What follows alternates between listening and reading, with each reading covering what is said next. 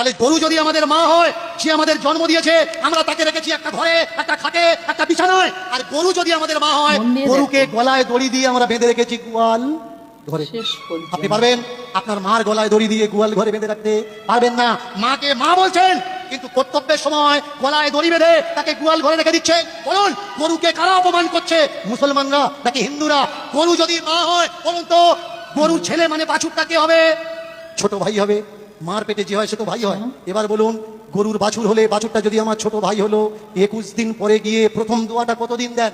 কতদিন পরে দেন? 21 দিন না?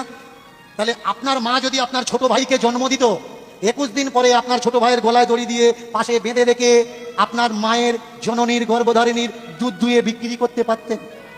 আচ্ছা, আমাকে বলবেন না যে আমি হিন্দু ধর্মের অপমান করছি। আমি প্রশ্ন করছি, আমি জানি না, আমি অবোধ শিশু, আপনাদের কাছে জানতে চাচ্ছি কোনটা করা উচিত আর কোনটা করা উচিত নয়। বলুন তো, গরু যদি আমাদের মা হবে, অনেকে বলে গরু দুধ দেয়, গরু দুধ দেয়। ভালো করে শুনুন, গরু কখনো দুধ দেয় না। বাছুরকে বেঁধে, গরুকে বেঁধে আমরা দুধ বের করে নিই। গরু আমাদের দুধ দেয় না, অচেরায় পড়ে দুধ বের করতে বাধ্য করাই। আর যদি দুধ না দেয়, লাথি মারে আমরা কি করি? সামনের পা বাঁধি, পিছনের পা বাঁধি। বলুন, যাকে মা বলে ডাকছেন, এই ব্যবহারটা যার সঙ্গে দিচ্ছেন, সত্যি কি ঠিক ব্যবহার দিচ্ছেন? এবার বলুন তো, যাকে মা বললেন। কথায় আছে না, ঘরের শত্রু বিভীষণ হয়। যেখানে মুসলিম ভাইদের বোনেদের এতটা সমস্যা হচ্ছে না, সেখানে আমাদের হিন্দু ভাইদের বোনেদের কত সমস্যা হচ্ছে দেখতে পাচ্ছ।